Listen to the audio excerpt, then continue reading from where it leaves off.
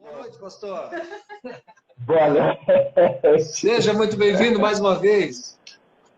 Pastor, nós vamos deixar hoje a live com o Breno e com a Laisa, que era da igreja do pastor, né, dar esse privilégio para eles. Eu queria também ter esse privilégio, mas dessa vez eu vou deixar para eles, né?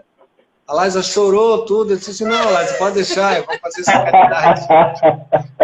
Mas, pastor, é um prazer, em nome da igreja, em nome da liderança, do conselho, dos membros da nossa igreja, dos frequentadores, queremos agradecer muito a sua disponibilidade de estar aí conosco e tenho certeza que será um tempo abençoador para a gente aí, tá bom?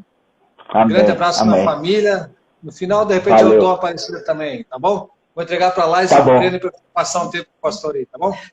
Legal. Um abraço, Deus querido. abençoe. Tchau. Valeu. Obrigado. Boa noite. E aí, Oi, Laisa? pastor. Tudo Tudo bem? bom? Tudo bem? Tudo bom, Quanto graças a Deus. tempo, né? Um ano? Quase um ano sem te ver. E aí, Breno? Tudo jóia? Que legal ver vocês. Tudo, Pastor graças a Marcelo, Deus. nós, em nome da igreja, Primeira Igreja Batista de Florianópolis, nós agradecemos você ter recebido o nosso convite e estar conosco, né, hoje. Somos uma igreja aqui também acolhedora, encontramos famílias que nos receberam aqui também. Vocês também têm bons amigos aqui, né? A Yara conhece uma boa parte da turma que eu também conheço, lá do PP. Né?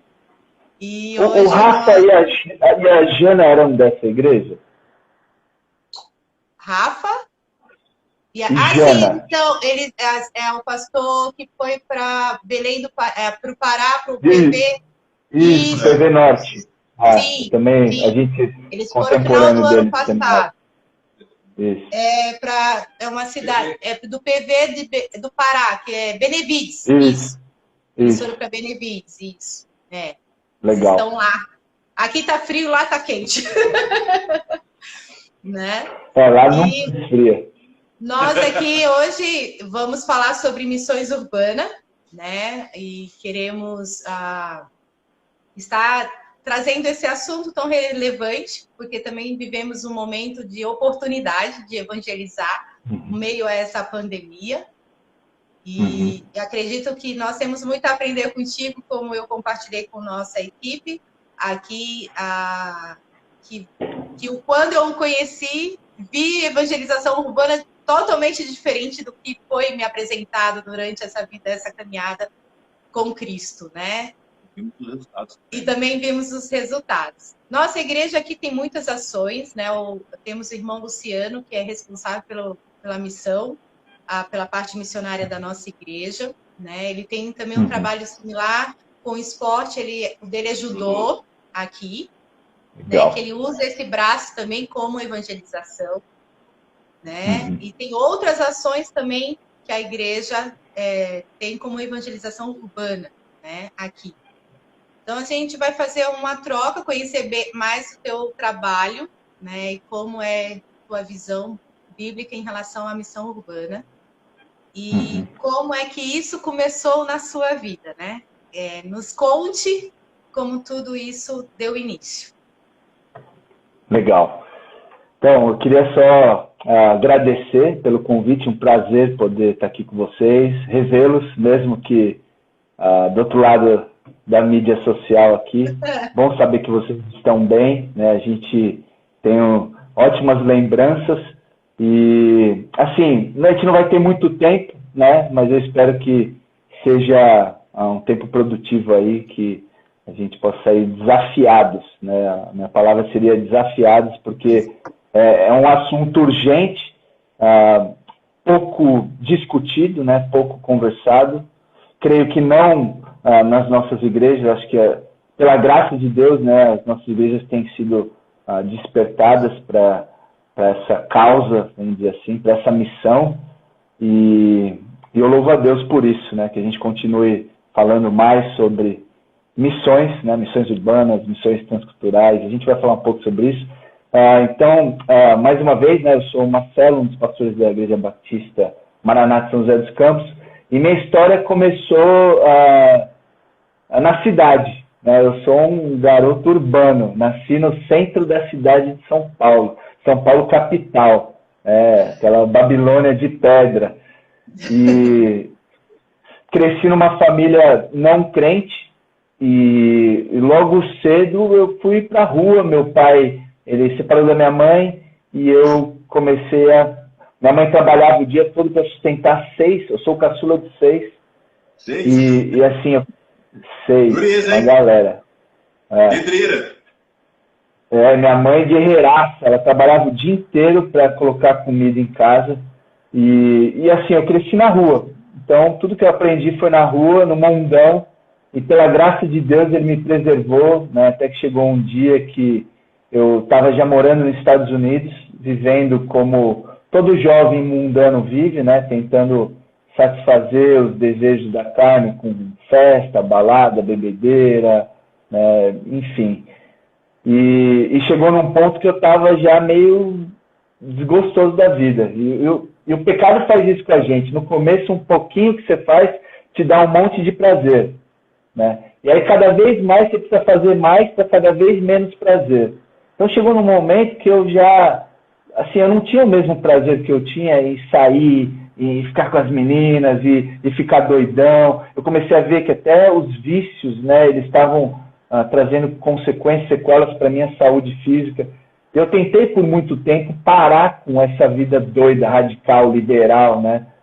E eu não conseguia. E eu fiquei questionando, puxa, mas que vida doida, né? A gente não consegue fazer aquilo que a gente quer. Eu me via preso mesmo. Eu não conseguia parar de... Por exemplo, se eu parasse de beber, eu fumava mais. Se eu parasse de fumar, eu comia mais. Eu ia trocando um vício pelo outro. E eu comecei a entrar numa deprê.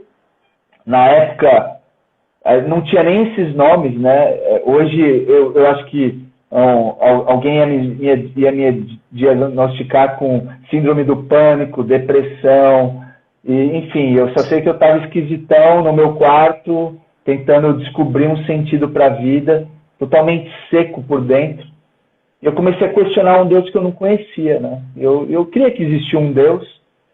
E foi muito interessante que nesse meio tempo aconteceu algo que foi assim a gota d'água, o fundo do poço. Porque mesmo minha vida estando ruim do jeito que estava, pelo menos eu tinha uma pessoa que eu gostava, que era uma namorada que eu tinha na época. Eu falava assim, pô, pelo menos eu tenho alguém comigo, né? Alguém junto comigo nos perrengues. O áudio tá legal? 100%.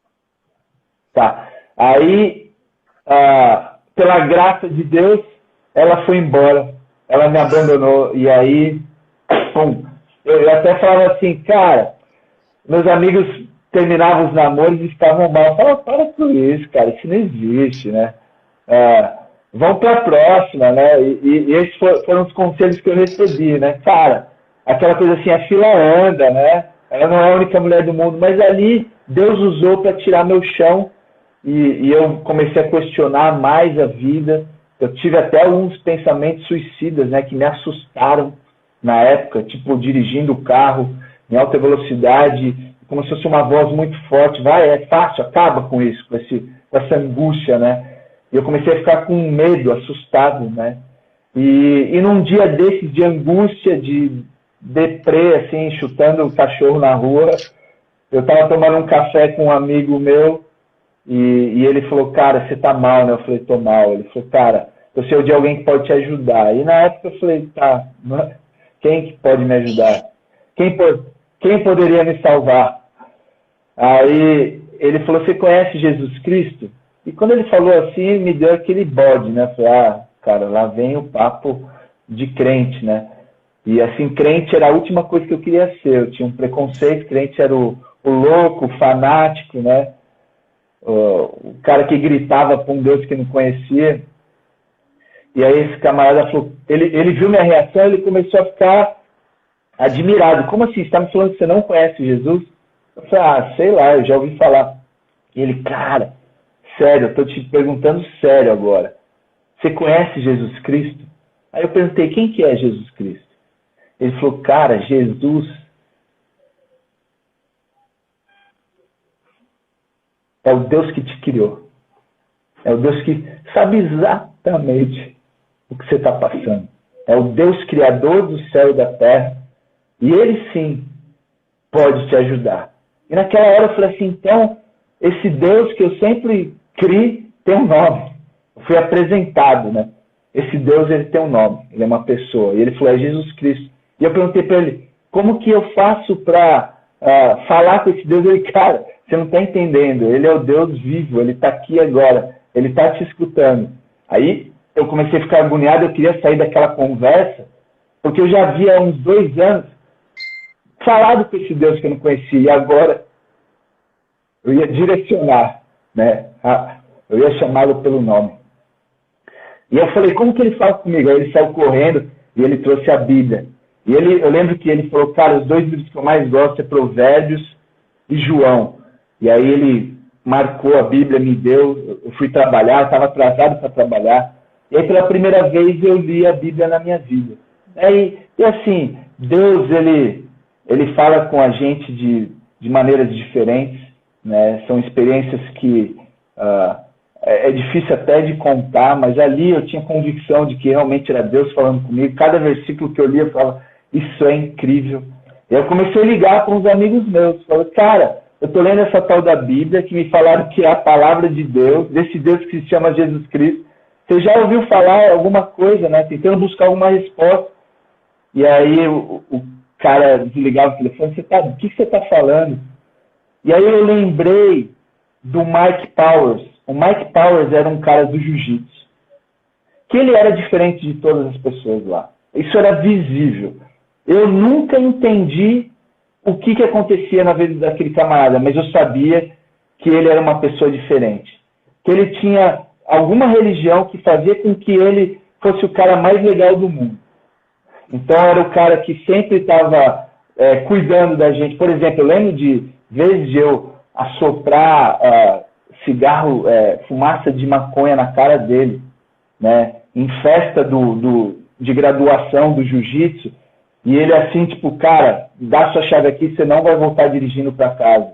E eu, como assim, velho? O carro é meu, e ele, eu vou te levar para casa.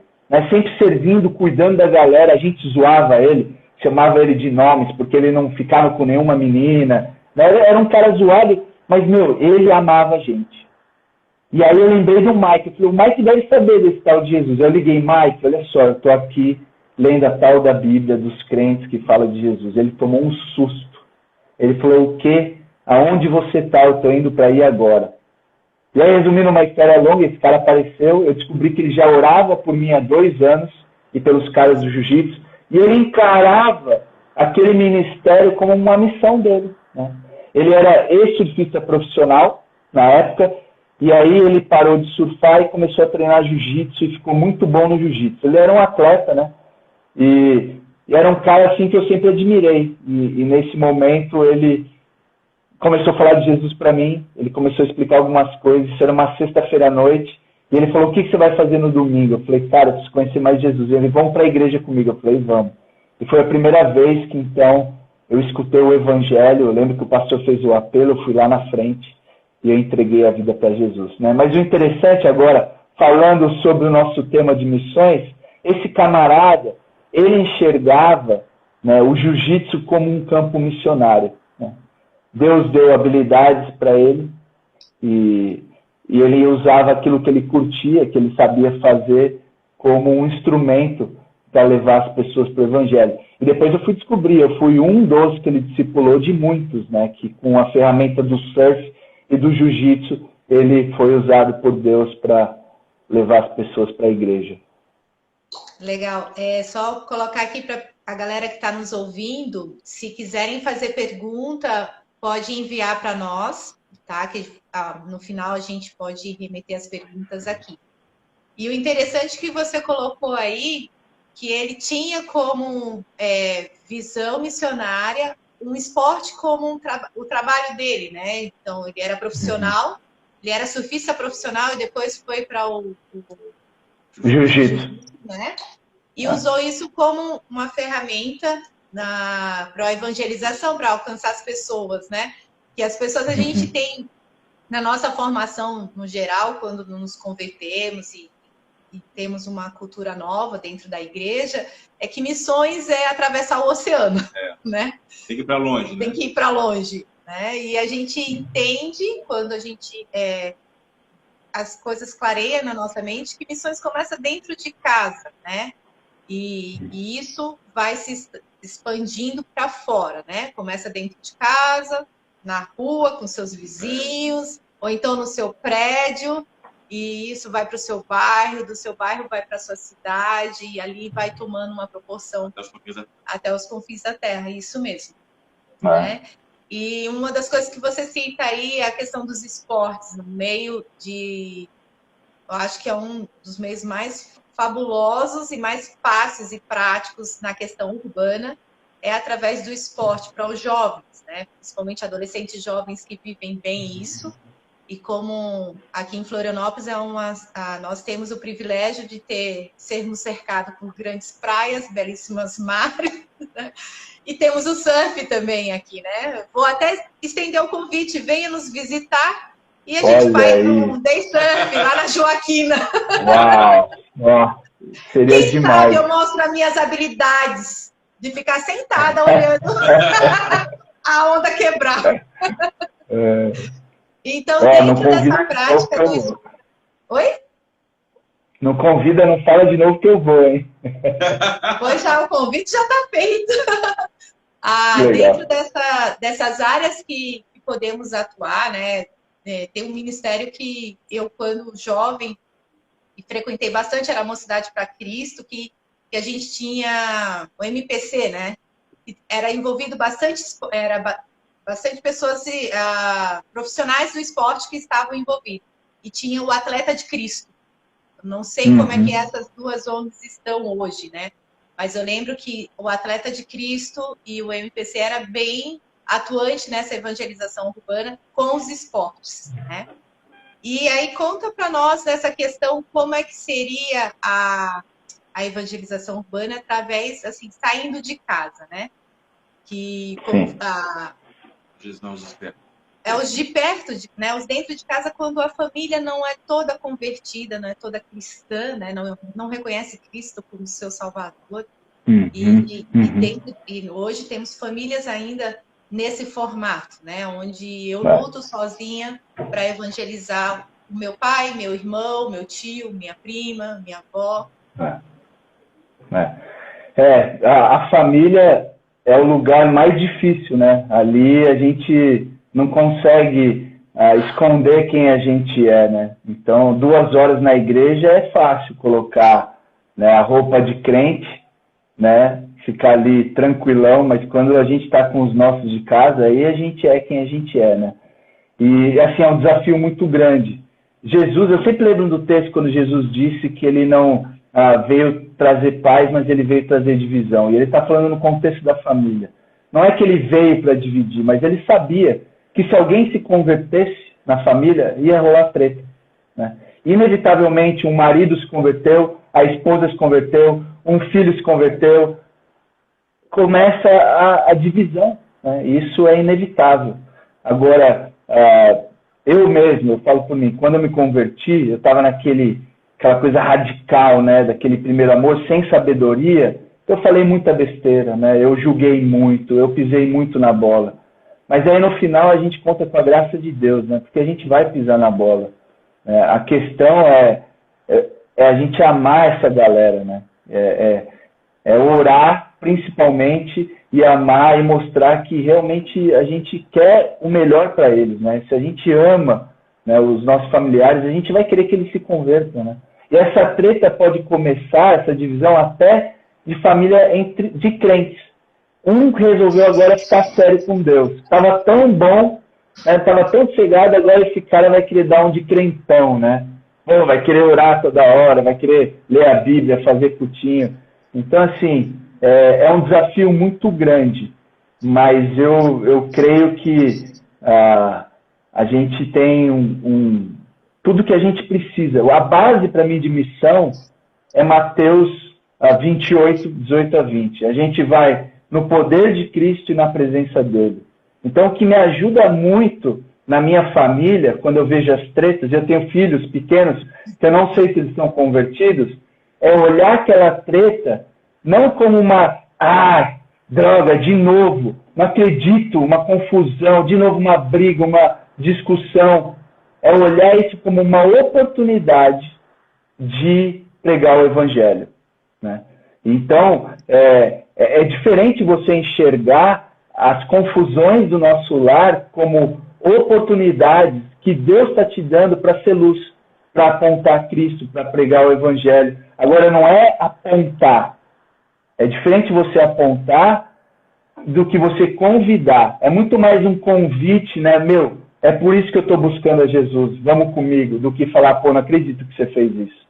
Né? Então, são muitas oportunidades. Eu sempre lembro, é no poder e na presença dele, naquela confusão da sua casa, onde sua mãe que não é crente, ou seu pai, ou seu irmão, ou seu filho, você fala, eu não acredito que está acontecendo, lembre-se, Jesus está ali.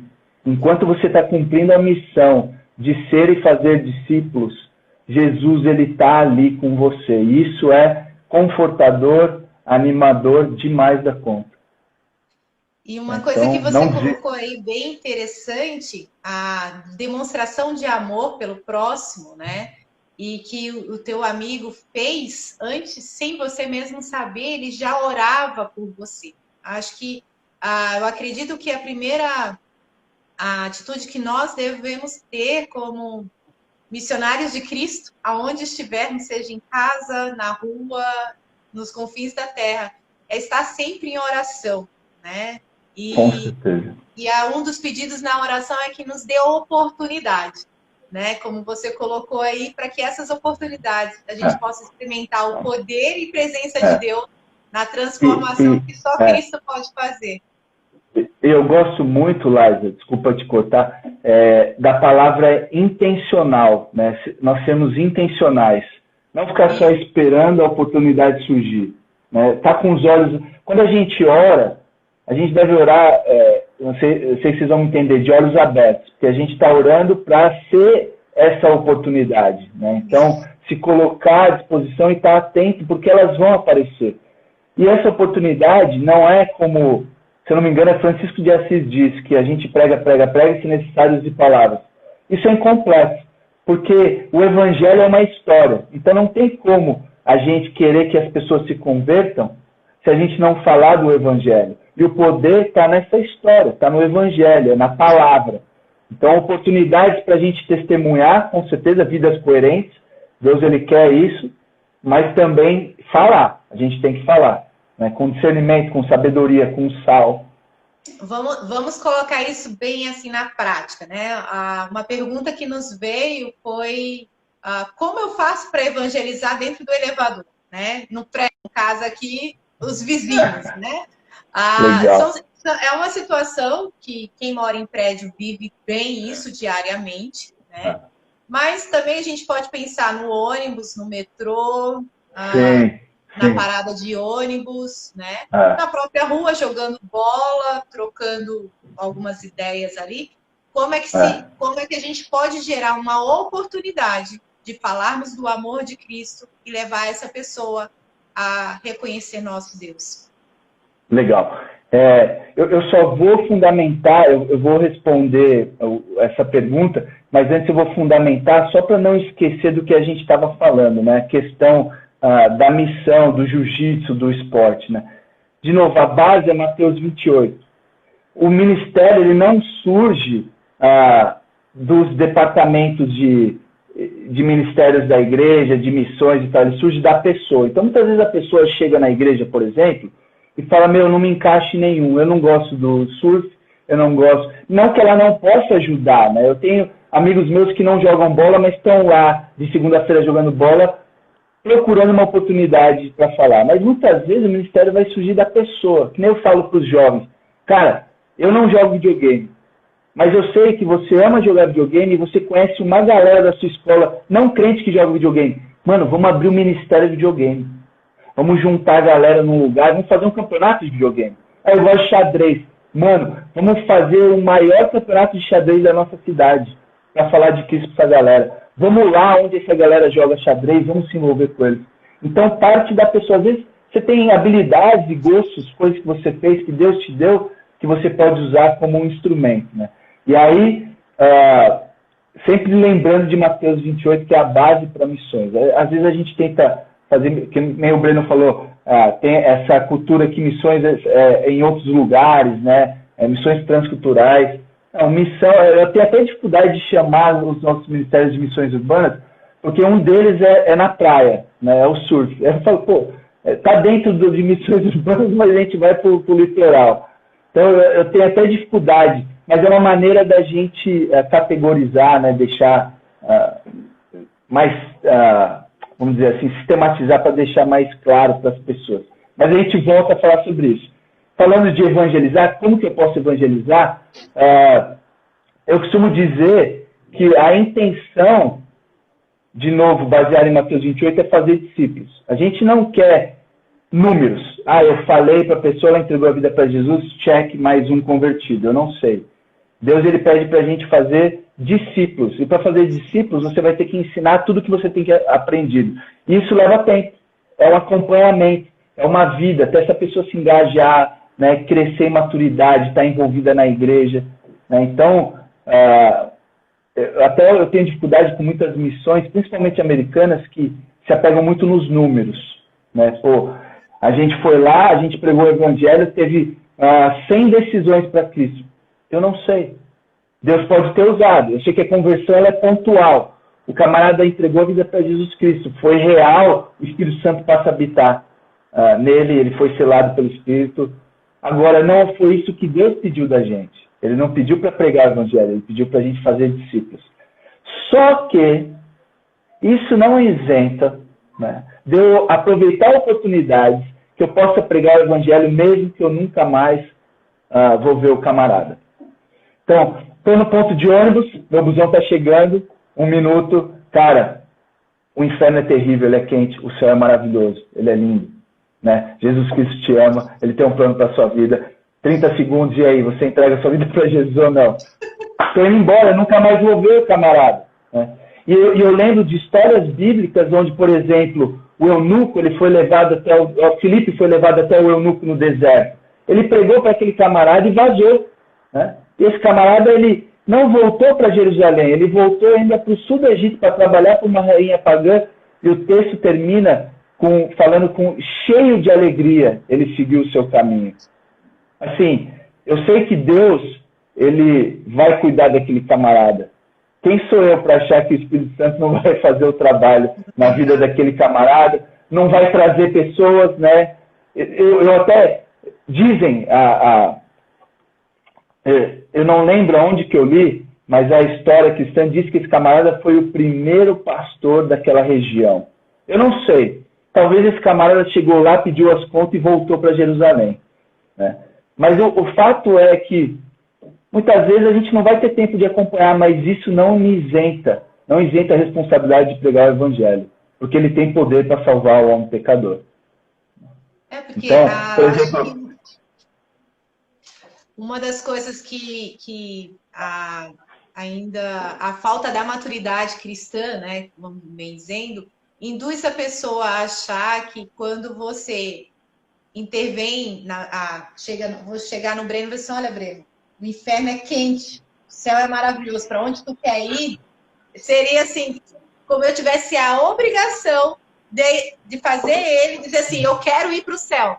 E essa parte não cabe a nós, né? Cabe ao Espírito do Senhor que vai estar cuidando, e ali é Deus que vai traçar, continua traçando o caminho da pessoa. O poder do convencimento na gente, né? Não é a nossa boa eloquência, nem o domínio da palavra, e nem usar as palavras certas que vai trazer convencimento naquela situação, né? Não cabe a nós. E aí a gente se enche de esperança. Se a obra é de Deus, não existe o cara improvável. Né? Eu olho pela minha vida. Eu pensando, aquele camarada falou para um cara terrível, que odiava cristão, enfiado na lama. A obra é de Deus, né? Ele só falou se eu conhecia Jesus. E eu estava, como o eunuco, né? Um fruto maduro, prestes a cair do pé. E eu creio que tem muitas pessoas hoje assim. Eu não tenho problema nenhum em perguntar direto para a pessoa se ela tem uma religião. A gente que cria essa barreira aqui, religião e política não se discute. Nunca se discutiu tanto religião e política como nos dias de hoje. Eu amo pegar Uber, eu sento lá, não tenho problema nenhum, e falo assim, cara, você frequenta alguma igreja? Vocês não têm ideia a naturalidade que as pessoas respondem a essa pergunta. E aí o papo desenrola. A gente que cria barreiras. É verdade. E agora, estendendo mais assim, o nosso papel de evangelização urbana, né? Trazendo mais num contexto dos esportes, né? Das ações que podemos desenvolver, como você já colocou, né?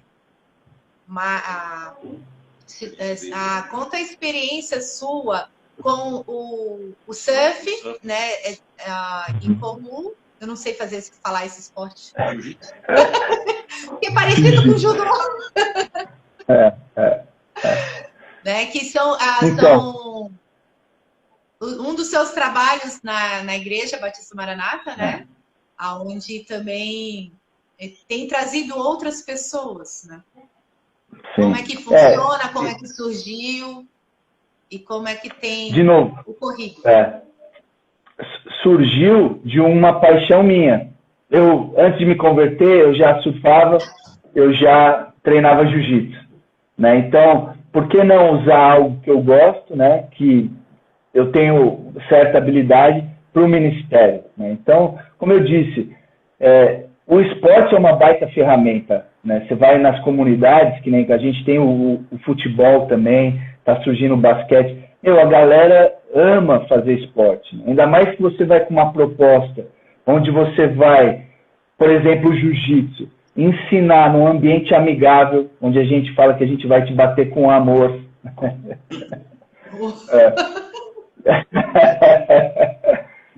Então, assim, o que eu vejo é que esses ministérios de esportes têm muito, até as próprias prefeituras, elas promovem. Mas, geralmente, via de regra, até outras igrejas que queimam filme, promove pensando em ganhar alguma coisa.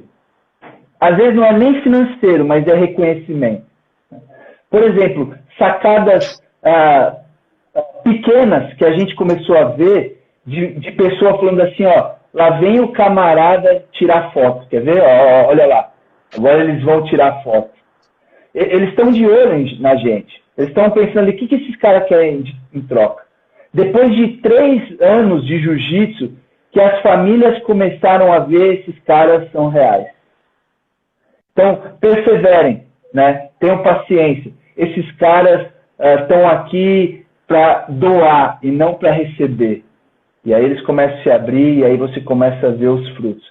Mas, de novo, o esporte é uma baita ferramenta. No meu caso é o surf e jiu-jitsu.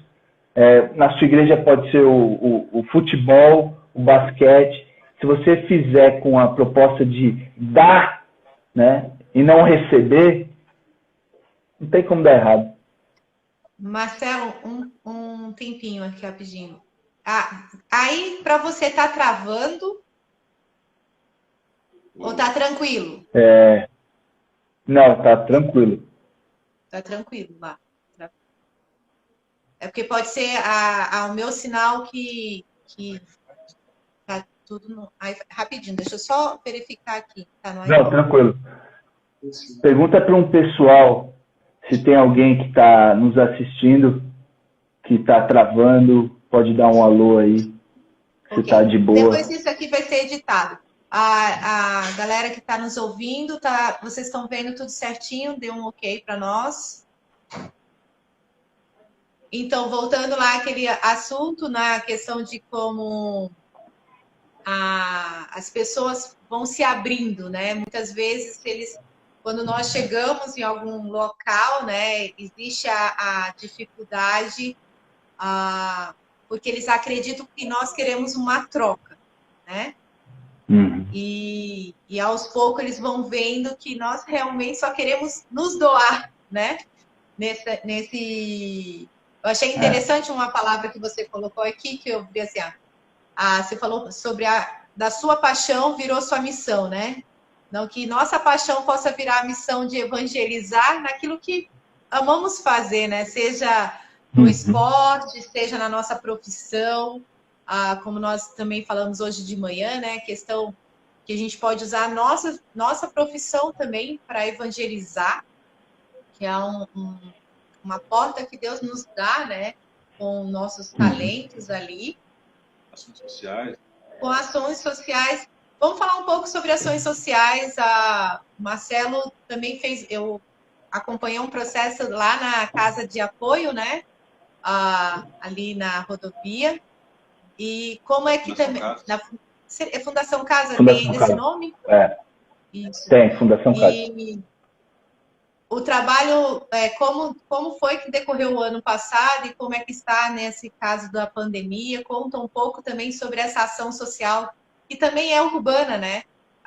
Quando a gente pensa nesses adolescentes ali, que estão marginalizados, à margem ali também, e sem conhecer a Deus, né? Quais são as experiências que você pode trazer para nós? Do que já foi realizado. Então, a gente tem que tomar cuidado, né? Porque essa assistência social, né? A gente sabe aí na história que tem a teologia TMI, né? Teologia da Missão Integral, não é um mero assistencialismo, mas ao mesmo tempo, por conta de pessoas que acabaram desviando, vamos dizer assim, deturpando aquilo que nós cremos como missão de ser e fazer discípulos, né? De evangelizar, a gente jogou para um outro lado. Ao mesmo tempo, a gente olha para a Bíblia e a gente vê que Deus ele se importa com os pobres, né? Nós vemos, desde o Antigo Testamento até o Novo, esse cuidado com o estrangeiro, com os necessitados, com as viúvas. E aí a gente acabou jogando o pêndulo para o outro lado. Mas é fato que nós precisamos cuidar da nossa comunidade, né? Agora, não como um fim em si mesmo. Porque a gente sabe que não adianta nada você dar um prato de comida, o camarada vai ter fome de novo. A gente quer dar, na verdade, o pão da vida, né? A água viva, para que ele nunca mais tenha fome e nunca mais tenha sede. Mas também é impossível você ir lá, pregar o evangelho, ver que o camarada tem uma necessidade e não suprir, né? E, ao mesmo tempo, a gente sabe que a necessidade está aí. Então, ao mesmo tempo, a gente fala assim, não, se eu ver, eu vou. Só que se a gente sabe que tem a necessidade e a gente não faz nada, dá na mesma. Então, eu sei que a gente pode assistir, por exemplo, as escolas públicas. Né? A gente tem um trabalho com as escolas e, assim, o meu desafio chega numa diretora e fala assim, eu queria poder ajudar, assistir essa galera falando sobre temas como sexualidade, relacionamento, depressão, suicídio. Essa galera tá mal. Né? Talvez nem eles saibam que está na lei, né? Que mesmo o Estado sendo laico, está na lei, nós podemos falar de Jesus nas escolas brasileiras. Agora, claro, pode falar de outras religiões, mas ninguém está indo, porque as pessoas estão querendo algo em troca. A gente está indo lá porque nós cremos na missão, né? De fazer discípulos, de levar a salvação para as pessoas. Então, eles estão sofrendo e eles não têm as respostas que nós temos. Lá na Fundação Casa, mesmo esquema. Eles estão perdidos, os pedagogos, os psicólogos, eles estão tapando o sol com a peneira. E a gente sabe a causa do problema e a solução do problema. A gente tem as respostas para as perguntas fundamentais da vida. E, se você arregaçar a manga, se você ir atrás... Aqui, o canino está dando trabalho. Peraí. Não, faz parte dessa época de pandemia, né? Segurar a galera. Tem uma pergunta aqui. Pastor Marcelo, a Heloísa, ela fala assim, se quando nós cristãos falamos em cuidar dos órfãos e viúva, na minoria da época, por que hoje a igreja não milita pelos negros, femininos e LGBT? Né? As siglas já aumentaram. Heloísa, eu particularmente, assim, não entendi. Você quer saber por que a igreja não milita por estes grupos? Seria essa a pergunta? Você conseguiu entender, pastor Marcelo? Eu não sei se eu entendi direito, mas eu acho que eu posso tentar responder, né? A igreja não milita por nenhuma ideologia, né? Por nenhum movimento.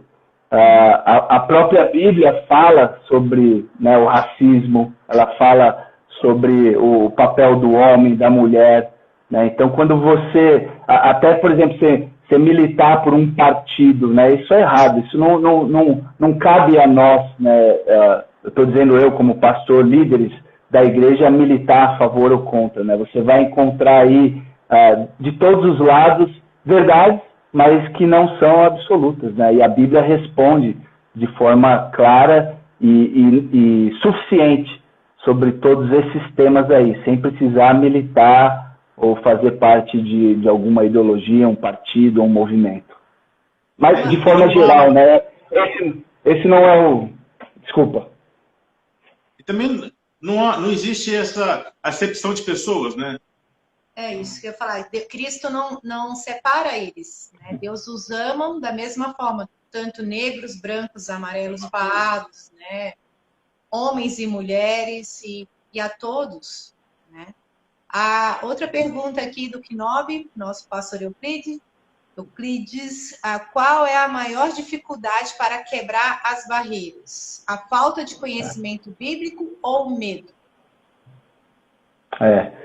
Eu acho que uma dificuldade que a gente tem para a missão, né, para o nosso tema, eu acho que é a maneira como a gente tem enxergado o mundo. Isso daí, se a gente for pegar a filosofia da história, né, a tradição bíblica, sem saber, a gente age por influência dessas coisas. Você pega a história bíblica, já desde pequeno, você começa a ver Sodoma e Gomorra, né, Nínive. Esse mundo é terrível, cheio de pecador, né? E um exemplo disso, quando a pessoa se converte, agora você é um dos nossos, né? Sai desse mundo tenebroso e terrível, em vez de equipar esse cara para voltar da onde ele veio, né? E aí a gente começa a ver também a tradição da história, né? Os monastérios, né? O próprio Agostinho, os dois mundos, o Peregrino, né? Um grande sucesso aí do cristianismo, que esse mundo é terrível, é um peso. E querendo ou não, eu senti muito isso quando eu me converti, né? Agora você é um dos nossos, né? Vamos nos fechar no nosso pequeno céu e agora vamos viver no nosso mundinho esperando Jesus voltar. Eu acho que a gente tem um pouco desse ranço de Jonas. Eu até dei agora, a última EBD da nossa igreja foi no profeta Jonas, e não tem como não lembrar, né? Somos todos Jonas, de alguma forma, né? De alguma medida. A gente não quer evangelizar os nossos inimigos, essas pessoas terríveis, né? E somos nós, né? Deus, ele veio para o seu inimigo, ele nos salvou para que a gente vá também. Então, eu creio que a maneira como a gente enxerga, né, o mundo, e também, como o próprio pastor perguntou, tem muito a ver com a teologia, né? Teologia torta, vida torta. Se nós entendemos que essa missão é um mandamento, né? Nós não temos opção. Toda a autoridade foi dada para Jesus Cristo. Ele manda. Se ele mandasse a gente ir para um planeta afastado, evangelizar os alienígenas, e a gente iria para um planeta afastado e existiria alienígena e eles se converteriam. Mas não foi isso que ele fez. Ele mandou... Pastor Marcelo, o Luciano colocou uma pergunta aqui, é a seguinte: o pastor conhece o evangelismo explosivo como ferramenta de evangelismo pessoal? Não. Eu já ouvi falar, mas eu não tenho muito conhecimento, não.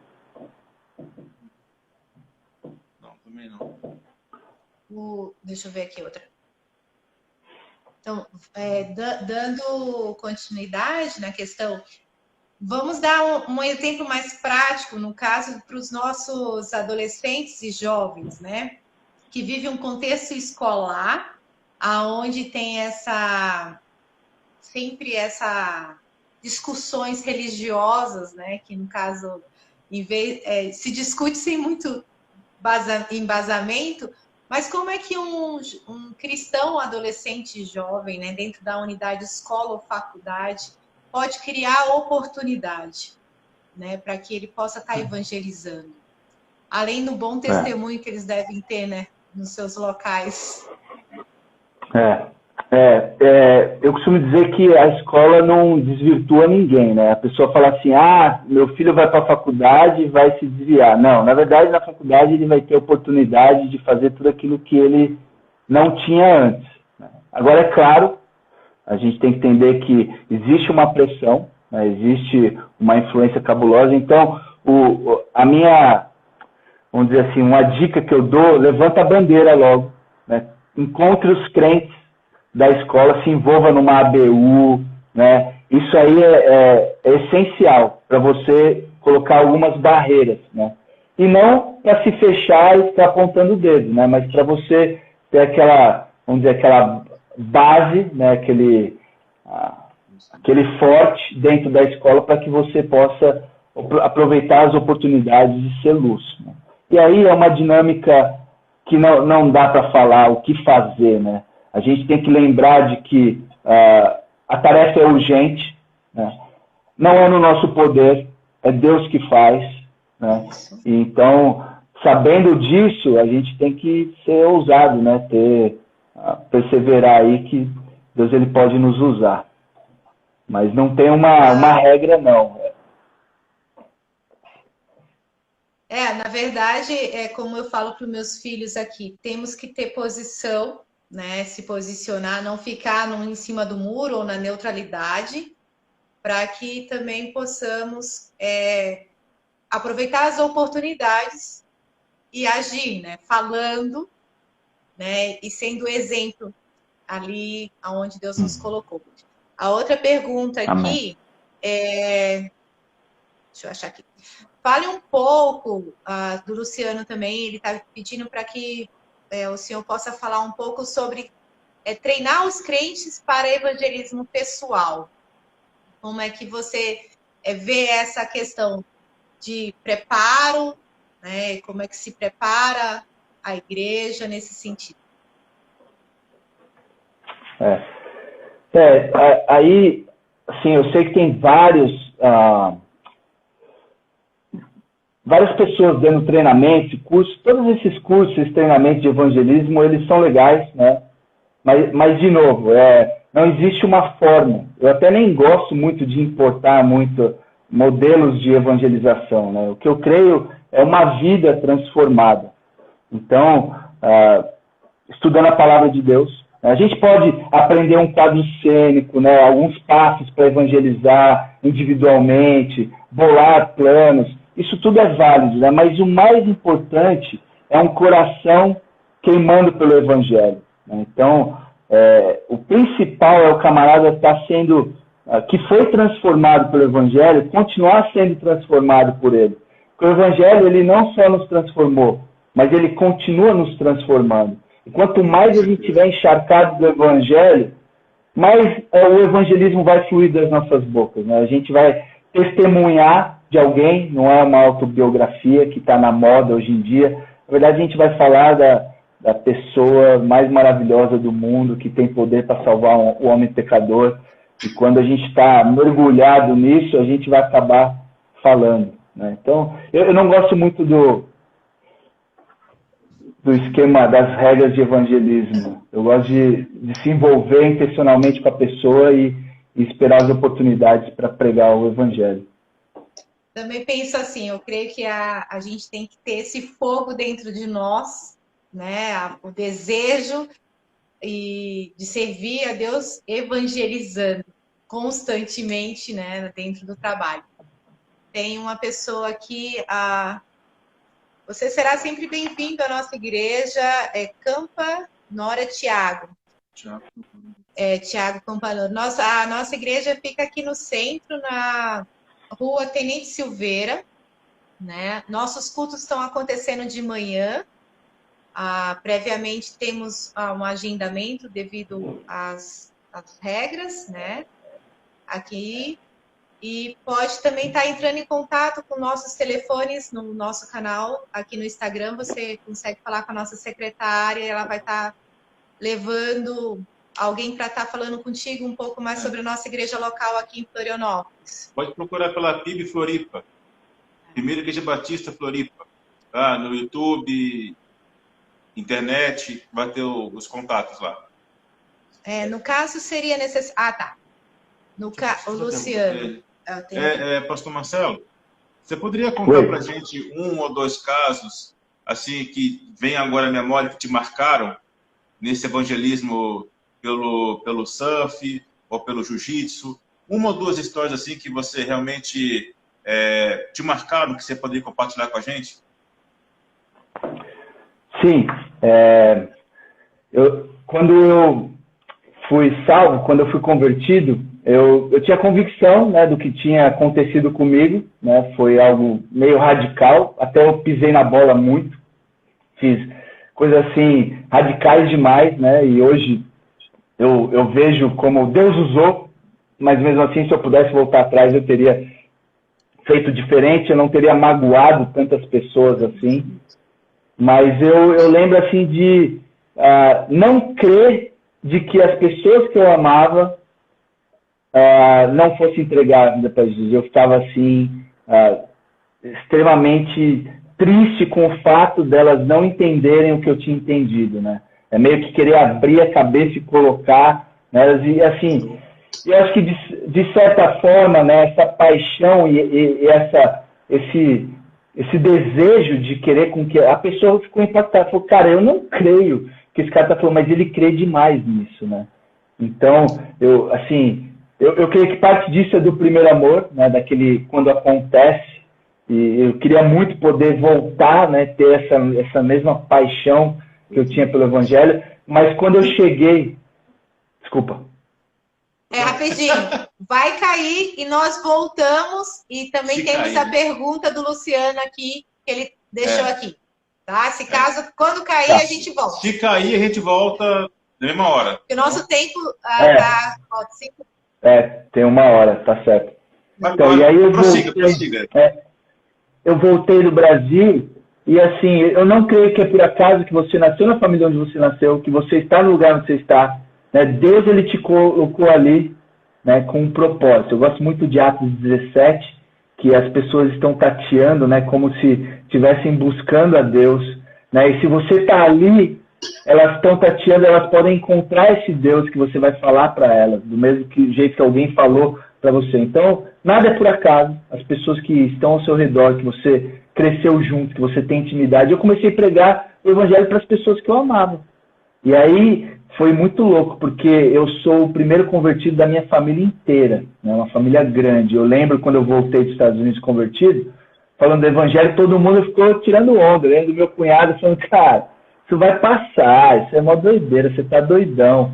E aí, todo mundo saiu da mesa, ficou um sobrinho meu, ele tinha 8 ou 9 anos, não lembro, 10 anos na época, e aí ele ficou assim, impactado com tudo que eu tava falando, né? Ele falou, tio Mar, você mudou mesmo.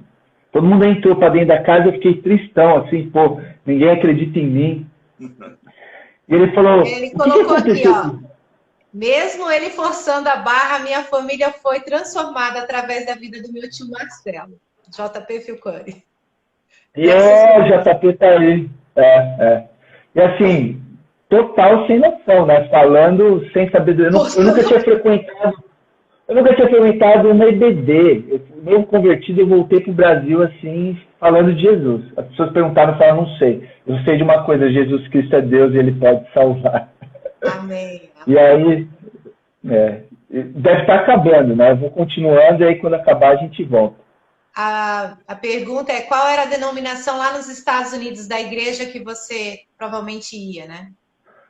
Não, só acabando a história. E aí acabou que esse rapaz, ele acabou sendo impactado, e aí ele começou a falar para a mãe dele, e aí a mãe dele procurou uma igreja, entrou numa igreja.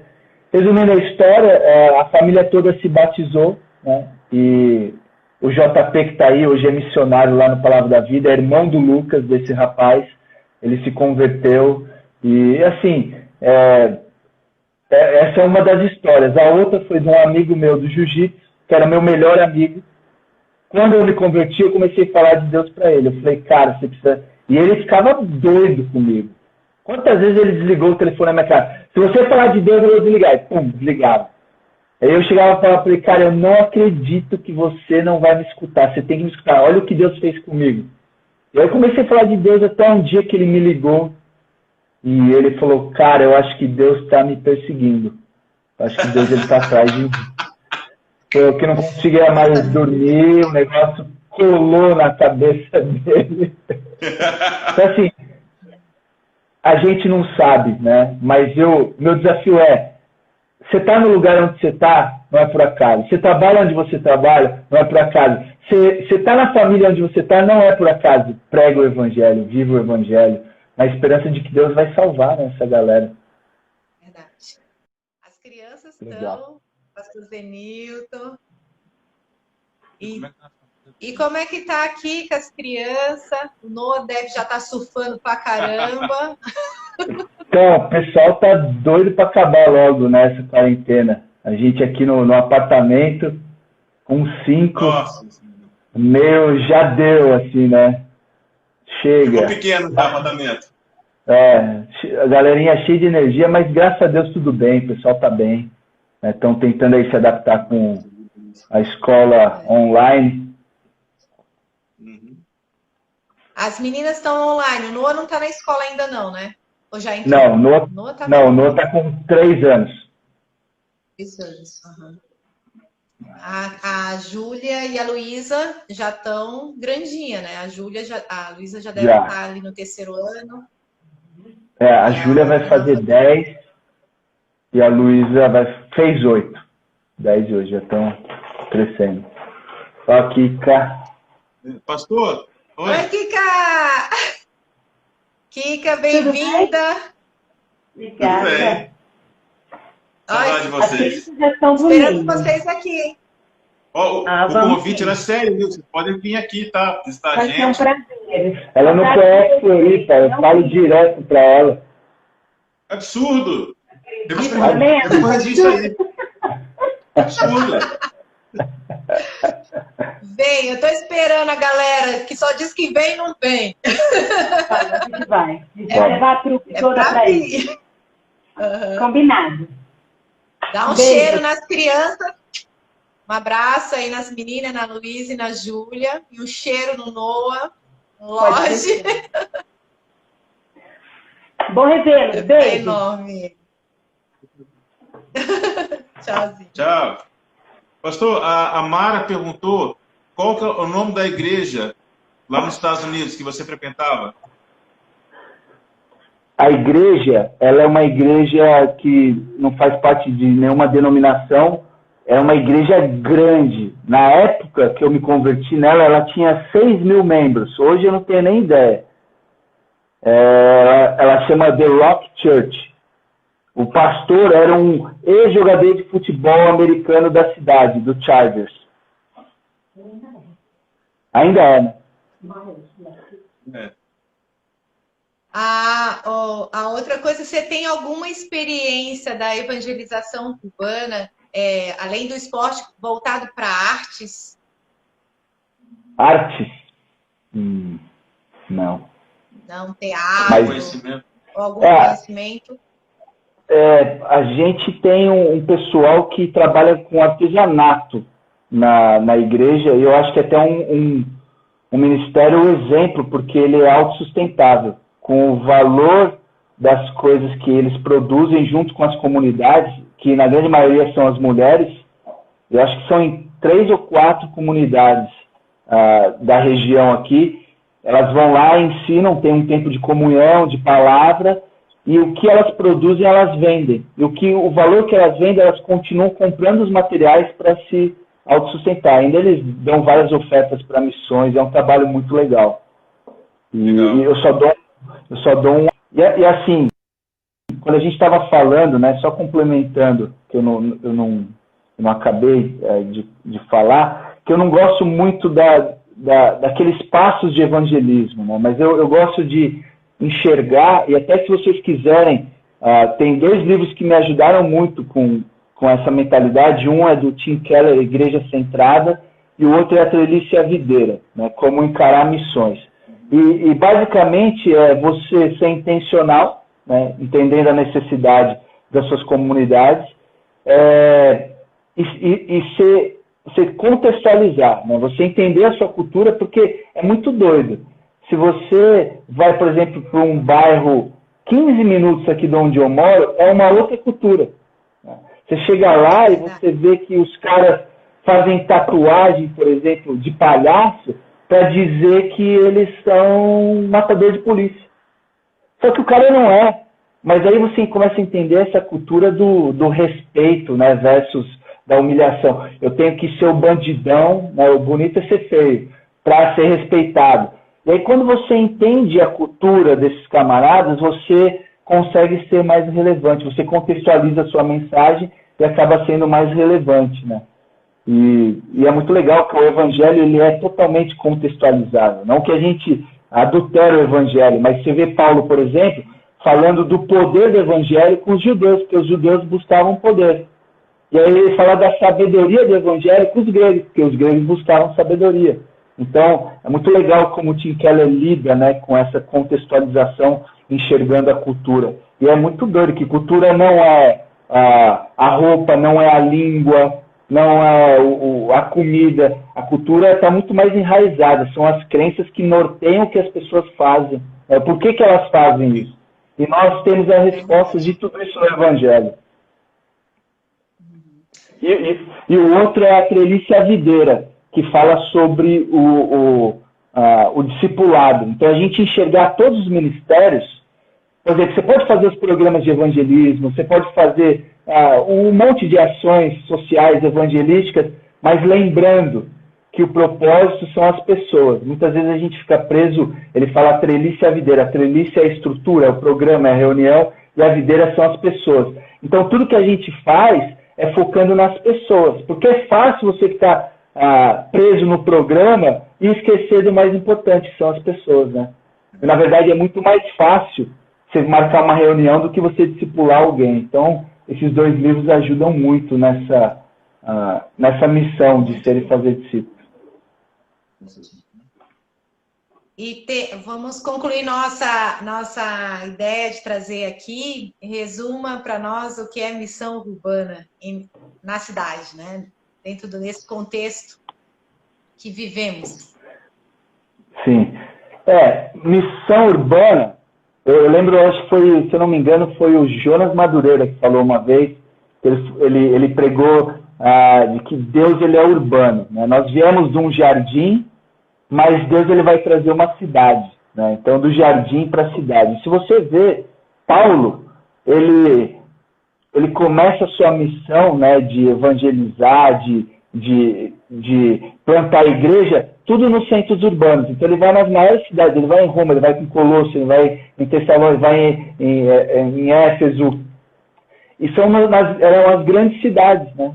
Porque, estrategicamente, é onde estão as pessoas.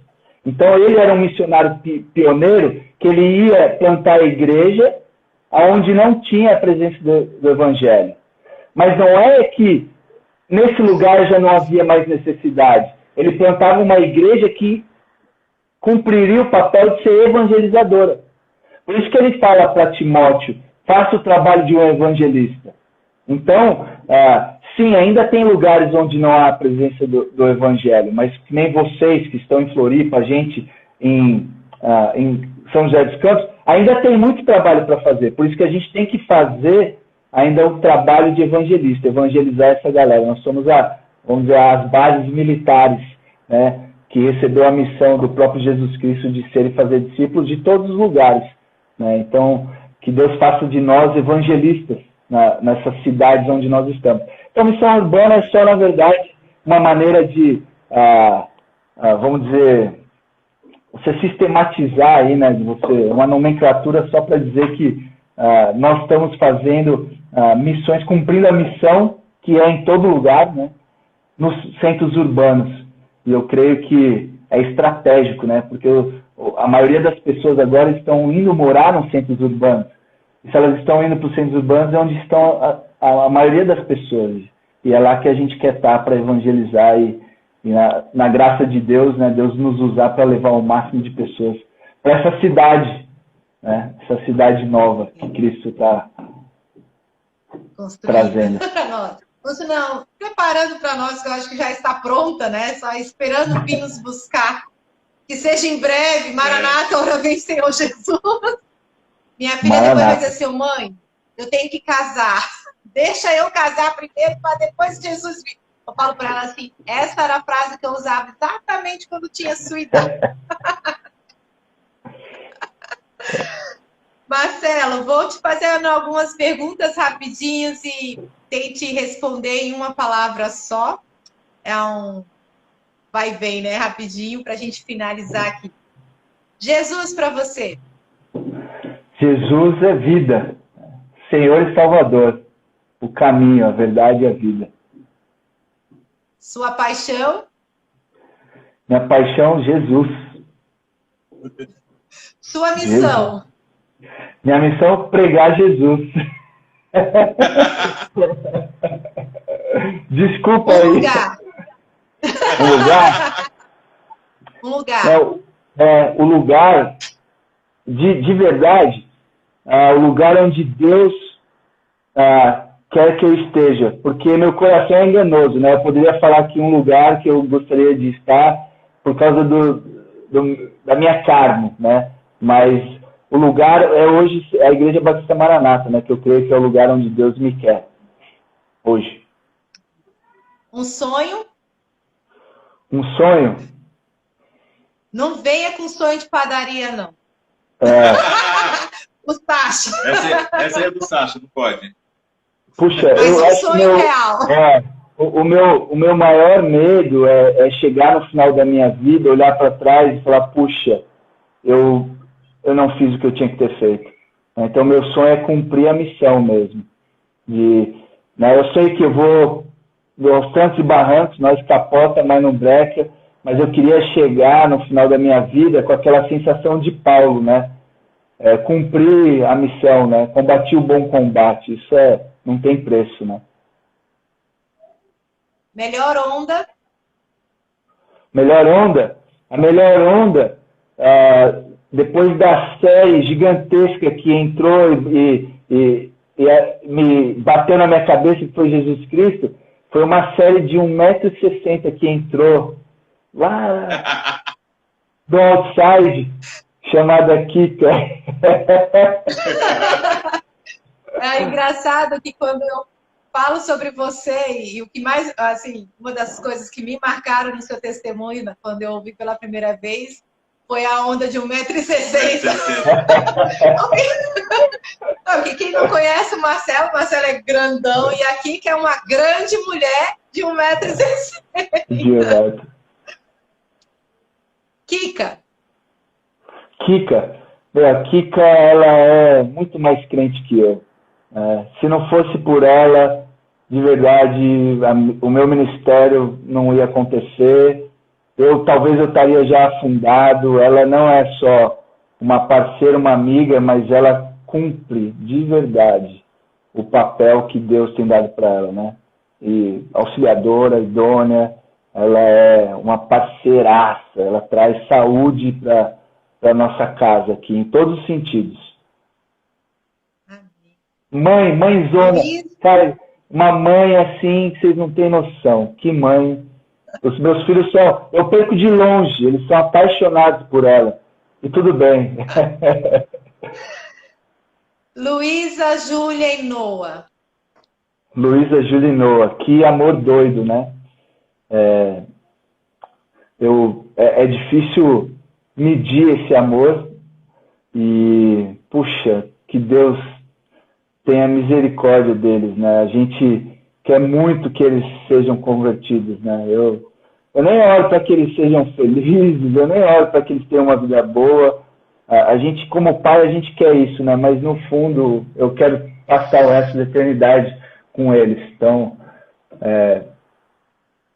que eles são pessoas que a gente ama demais e espera que eles sejam salvos. Amém. Nossa oração também. Entendemos isso, temos essa visão também.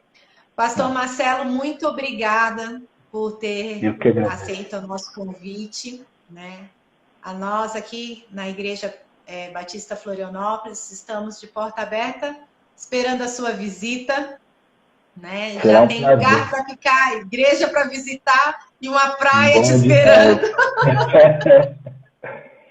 Muito bom. Se as suas crianças também já estão na prática do surf, eu estou igual a tia aqui, só esperando a areia baixar. As duas já aprenderam, né? Elas já têm uma basezinha, já surfam sozinhas, assim. O Noah, eu traumatizei ele, porque era moleque, né? Só que ele era muito novinho. Não, vamos lá, você é homem, não sei o quê. Eu meio que traumatizei ele tomou um caldo feio, e aí ele tá meio cabreiro. Então fica eu e o Noah na sombra, com água de coco, só observando. Então, eu vou convidar aqui o pastor Euclides para a gente finalizar esse momento. E deixo aí o meu abraço à sua família aqui, que é as crianças. Né? E também leve o nosso abraço para a Igreja Batista Maranata, a todos os irmãos lá. Alguém escreveu assim, a Laisa ama a casa cheia. Eu amo, por mim ela vivia cheia. Mas a pandemia não permite. Mas, assim, a minha casa está à disposição do reino de Deus. Eu amo receber pessoas, é algo que Deus colocou no meu coração. E sinto muita saudade de todos. Um beijo, um abraço bem forte a todos. Valeu. Aí. Laisa, Breno, bom ver vocês, saber que vocês estão bem. Obrigado aí pela oportunidade de estarmos juntos. Muito bom. Pastor, o convite que a gente sempre faz para o nosso convidado é que faça uma oração final dentro desse tema que a gente sempre coloca. Então, a gente queria convidar o pastor a fazer uma oração pela nossa igreja, pela igreja de São José dos Campos também, nesse tema, nesse desafio de sermos aqueles que fazem discípulos em todo o tempo. Pode ser, pastor? A gente claro. Vamos orar, então. Senhor nosso Deus, nós te louvamos porque o Senhor tem nos abençoado ricamente. Obrigado porque em Cristo Jesus nós fomos enriquecidos em tudo que a gente necessita para cumprir essa obra que é do Senhor. Pai, já pedimos perdão das vezes que nós não fazemos aquilo que sabemos que temos que fazer, no caso, levar a palavra que tem poder para salvar o homem pecador, assim como um dia alguém trouxe a nós. E, Pai, muitas vezes nós nos parecemos com Jonas, né, que fogem do Senhor, não é nem da missão, não é nem dos locais, das pessoas. E, Senhor, eu peço misericórdia. Senhor, derrame da sua graça, que nosso coração seja transformado pelo Evangelho, para que a gente proclame para todas as pessoas. Senhor, que as oportunidades possam pipocar nas nossas frentes. Possamos orar de olhos abertos, aproveitando todas as oportunidades de pregar o Evangelho, Pai. Também nos dê sabedoria como igreja, como corpo. Sabemos que essa tarefa não é a parte do corpo e da igreja. Então, como igreja, Pai, que nós possamos criar instrumentos, ferramentas para cumprir essa missão tão maravilhosa, Senhor.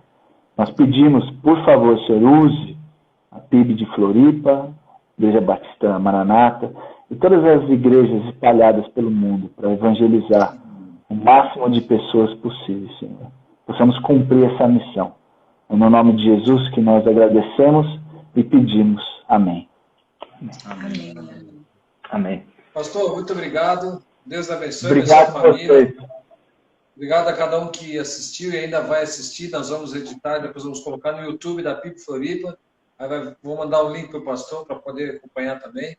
E agradecemos a oportunidade de estar juntos aí. Tá? Um grande abraço. Deus abençoe a todos vocês. Obrigado. Valeu. Obrigado. Deus abençoe. Obrigado. Tchau. Tchau, Breno. Tchau, Live. Valeu. Tchau.